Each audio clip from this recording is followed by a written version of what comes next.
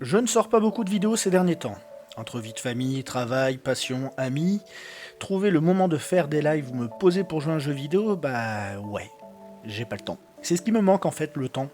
Le temps pour profiter de tout ça, trouver un jeu sur lequel me poser et vivre le temps. Pour arriver à ça.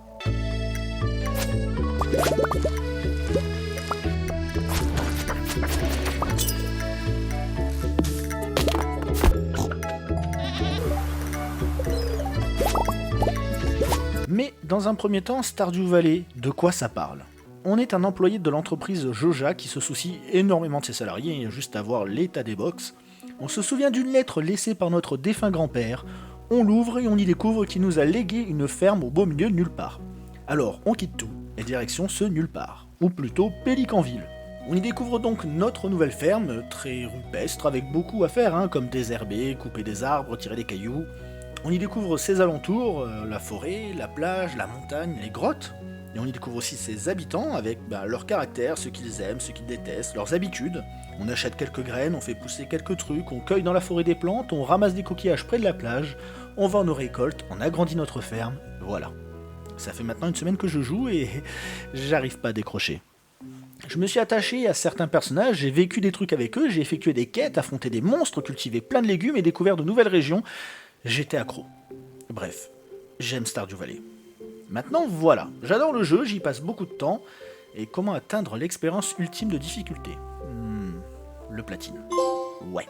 J'ai donc fait ma partie jusqu'à son maximum et j'ai regardé tout ce que je devais faire pour avoir le platine rapidement et facilement.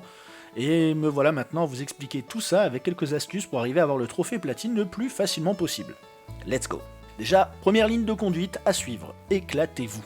Découvrez le jeu et toutes ses possibilités, certains trophées prennent du temps, donc prenez-le ce temps. Éclatez-vous, les premiers trophées qui vont tomber naturellement sont surtout liés à ce que vous aimez le plus. Donc on va regrouper certains trophées comme Néophyte, Pic Vache, Marteau Hardy, Millionnaire et Légende, qui vont vous demander d'avoir pas mal de sous, notamment 10 millions pour Légende. Les trophées d'amitié, on va aussi les regrouper, ainsi que ceux de pêche, de culture et ceux liés aux annonces, bref, vous avez compris. Dans le jeu, comme vous l'auriez compris aussi, on plante des trucs à notre ferme et on les revend. Chaque saison a son lot de graines, le maïs par exemple ne pousse qu'en été et en automne, les fraises au printemps et presque rien ne pousse en hiver. Mais ça, on en reparlera un peu plus tard, car le but, ça va être de faire simple, d'aller vite et de se faire de l'argent pour devenir le king. Le jeu propose deux scénarios qui vous demanderont donc deux parties. L'une qui demande de faire renaître le village en rouvrant le centre, l'autre de faire grandir l'entreprise Joja. Comme j'ai commencé le jeu en faisant revivre le village, on va suivre du coup dans un premier temps cette direction. L'un ou l'autre choix débloque les mêmes choses, les wagons, le bus, la carrière, etc. Enfin, tout comme dans ma vie, ça va être le temps, votre souci dans le jeu. En effet, chaque jour, votre personnage se réveille à 6h et va aller dormir à minuit. Enfin, vous aurez jusque 2h du matin maximum pour aller dans votre lit, sans quoi vous perdrez de l'énergie et des ressources. Donc optimisez votre temps de cette manière. Au réveil, on allume la télé et on regarde des émissions culinaires quand elles sont proposées pour apprendre des recettes. Vous comprendrez plus tard, ce sera utile.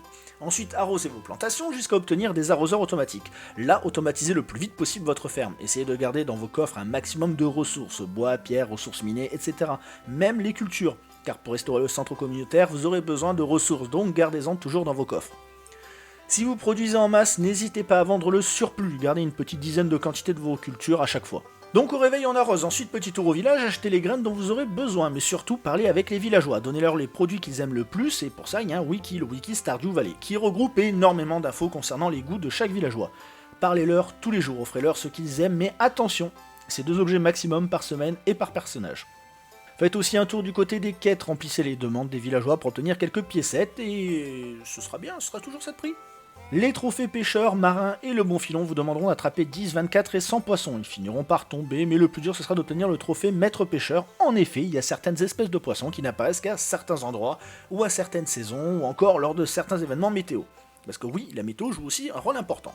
Là aussi, le wiki vous sera d'une plus grande aide pour savoir quel poisson il vous manque et où est-ce qu'il se trouve. N'hésitez pas à regarder dans vos options quel poisson, du coup il vous manque. Allons du côté des grottes, vous y trouverez du cuivre, de l'argent, de l'or, du quartz et de l'iridium. Ces minerais vous permettront d'améliorer vos outils chez le forgeron, d'être plus efficaces pour bêcher la terre, pour miner dans les grottes, pour arroser vos cultures ou encore abattre des arbres. Ça va surtout vous permettre aussi de crafter énormément de choses, donc n'oubliez pas de revenir dormir et on recommence le lendemain. Trouvez votre rythme, l'activité que vous voulez faire maintenant, il est temps de parler de chaque trophée et comment les obtenir.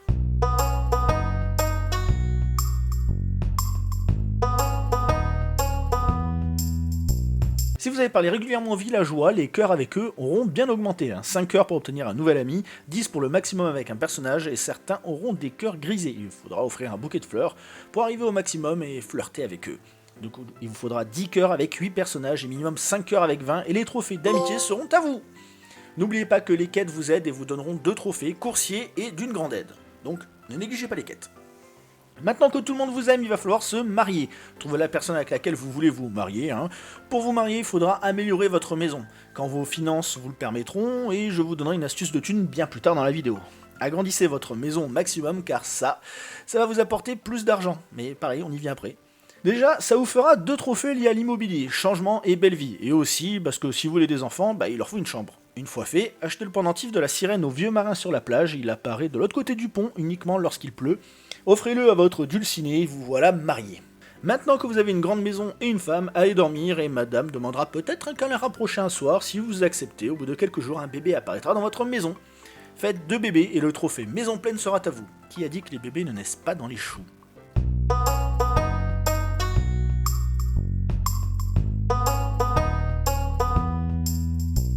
On s'attaque à la plus grosse partie des trophées, les cultures. J'espère que vous avez la main verte car le trophée polyculture vous demandera d'expédier 15 de chaque culture. Comme certaines cultures ne poussent qu'à certaines saisons, n'hésitez pas à regarder votre nombre d'expéditions faites dans vos options.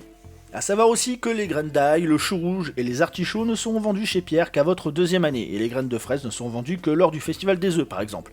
D'autres produits sont aussi vendus chez Sandy à l'Oasis en prenant le bus, donc favorisez vos ressources pour améliorer le centre communautaire pour y avoir accès. Vous en aurez besoin du bus. Idem pour construire un poulailler, un hangar pour avoir des vaches, poules, moutons, etc. Des ressources comme les graines de café sont aussi utiles pour faire du café. Ouais, je sais, mais pas que. Pour le trophée monoculture qui demande d'envoyer 300 d'une seule culture, c'est hyper pratique. Les graines de café, on en plante une, on en récupère plusieurs sur plusieurs saisons.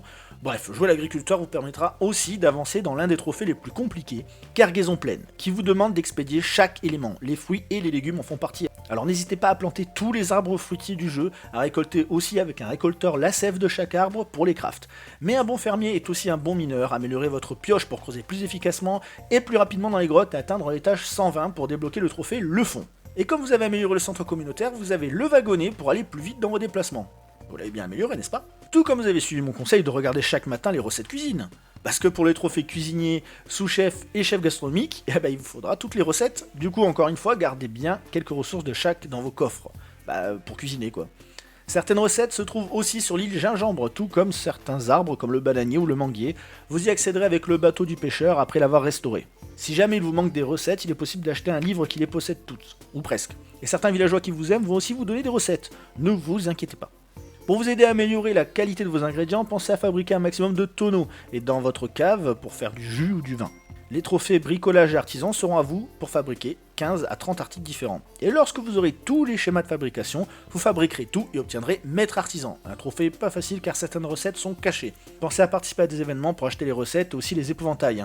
Il m'en manquait un parmi la collection pour crafter l'épouvantail de luxe. Vous aurez remarqué pendant vos sessions minage que vous pouvez obtenir plusieurs objets spéciaux à donner au musée. Amenez-en 40 pour le trophée trésor, amenez-les tous pour obtenir le trophée une collection complète. Ne vous en faites pas, les trucs et astuces arrivent après en fin de vidéo. D'ailleurs, vos sessions de minage vous ont fait affronter pas mal de monstres, non ? N'hésitez pas à voir si vous avez tué toutes les bestioles dans le bestiaire de la guilde des aventuriers, car une fois complété, le trophée protecteur de la vallée sera aussi à vous.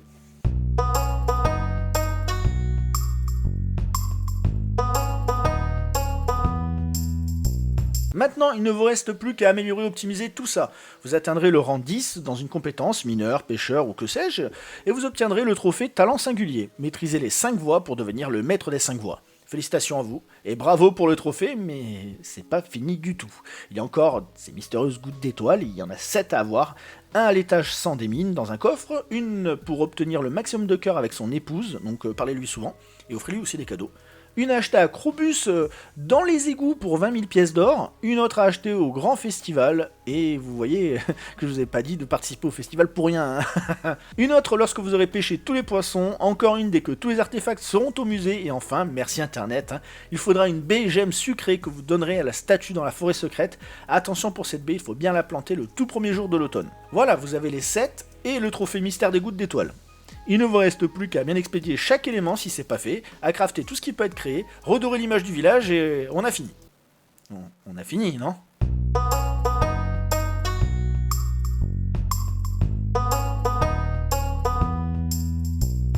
Dans Stardew Valley, il existe une bande d'arcade avec un mini-jeu, Journey of the Prairie King. Le véritable défi ici, pour moi, c'était ça, ce foutu jeu. 2 trophées, finir le jeu et finir le jeu sans mourir. Alors je vous conseille de le finir une première fois, car une fois fini, vous recevrez la bande d'arcade dans votre boîte aux lettres et vous pourrez y jouer chez vous, donc petite astuce pour réussir facilement. Une fois la bande d'arcade chez vous, faites un niveau, réussissez-le, quittez la borne, allez dormir et les sauvegardes du jeu se feront quand vous dormez. Donc si vous mourrez, vous n'aurez qu'à quitter le jeu et recharger votre partie. Vous pourrez recommencer au niveau avant votre mort. Et la mort ne sera pas comptabilisée du coup. Améliorez le pistolet au maximum, puis la puissance des tirs, gardez le bonus du cowboy contre le boss final, ce sera très utile, et vous verrez que ce sera d'une facilité bien plus grande. J'ai mis du temps avant de trouver ces petites astuces, mais vous voilà vous aussi en possession de ces 2 trophées. Maintenant il ne vous reste plus que les trophées liés à l'argent et aux 2 fins du jeu si ce n'est pas encore fait. Du coup voici des petites astuces, et on verra ces trophées dans la partie astuces.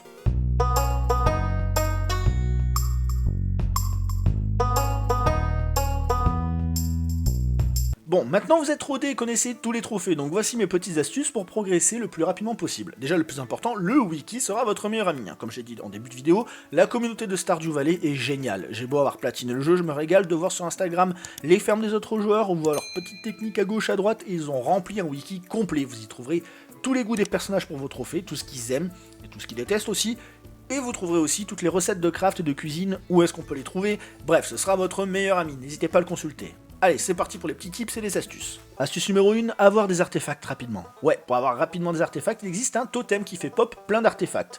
Il vous reste plus qu'à biner autour et ramasser le tout, craftez plein de totems et placez-vous dans une forêt, sous votre ferme par exemple. N'oubliez pas de reboucher les trous avec votre pioche avant de relancer l'artefact. Astuce numéro 2, descendre vite dans les grottes. Crafter des escaliers. Ouais, c'est con, mais les escaliers, ça vous fait sauter des étages, et donc ça va vous permettre de vous sortir de certains moments difficiles. Il y a certaines salles où ça fait apparaître beaucoup de mobs. Et si vous voulez aller plus vite, c'est le mieux. Astuce numéro 3, les bombes, c'est mieux que les pioches.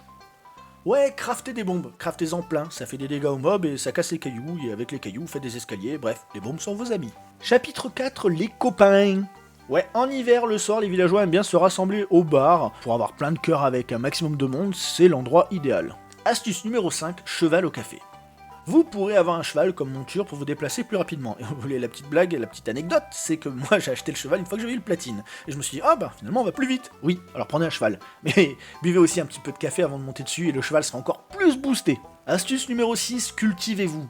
Vous pourrez trouver des livres qui améliorent vos compétences ou vous en débloquer de nouvelles. Lisez tout ce que vous trouverez. Il n'y a pas de petits points d'expérience et en plus il y a certains livres qui vont vous permettre d'avoir le prix de chaque objet. Donc c'est vachement utile. Astuce numéro 7, l'argent. Ah, l'astuce que vous attendiez le plus, l'argent. Alors voici mon astuce pour avoir l'argent facilement et en quantité et obtenir donc les 10 millions tant convoités. En début de jeu, je vous conseille les cochons pour obtenir des truffes et faire de l'huile de truffe. Dans le bassin à poisson, placez-y aussi des esturgeons pour avoir un peu de caviar. Mais moi, je préfère faire ça. Acheter une serre, à l'intérieur, j'y mets des myrtilles. Elles donnent souvent beaucoup de myrtilles, quand un pied donne pas mal de myrtilles. Idem en été, remplissez votre ferme de myrtilles. Si vous avez accès à l'île gingembre, idem, remplissez-le de myrtilles, vendez-les et faites-en du jus. Les myrtilles rapportent énormément de sous et poussent en quantité folle. Vous allez me dire, ouais Vals, mais les myrtilles c'est que l'été, on fait quoi le reste du temps à la ferme? Fraises ou rhubarbe en printemps, canneberge ou raisin en automne. Maintenant que vous avez un peu de sous, on va investir, non? Astuce numéro 8, encore plus d'argent que l'argent. Bon, le tips des myrtilles c'est vachement bien, mais il y a un truc qui rapporte encore plus, c'est les caramboles. Alors les caramboles ça s'achète dans le désert oasis. Faites-en du jus, maturez-les dans les fûts, dans votre cave, vendez le surplus. Croyez-moi, avec cette technique, l'argent va tomber beaucoup plus vite. Les graines, bon, elles sont assez chères, je sais qu'en début de game, c'est pour ça que je vous conseille plutôt les myrtilles. Mais après, quand vous avez un peu de sous, vous allez devenir millionnaire en quelques jours. Voilà, vous avez maintenant tous les trophées. Bah oui, si vous avez choisi l'histoire avec le groupe Joja, les améliorations ne demandent pas de ressources mais de l'argent. Et avec la technique que je vous ai donnée, vous y arriverez en rien de temps. Moi, il m'a fallu quoi, 2 jours de jeu, 2-3 jours de jeu. Et puis si vous faites ça à votre seconde partie, ça vous aura permis de découvrir le jeu, ses ressources, son univers, avant de rusher pour une fin où il faut juste donner de la thune.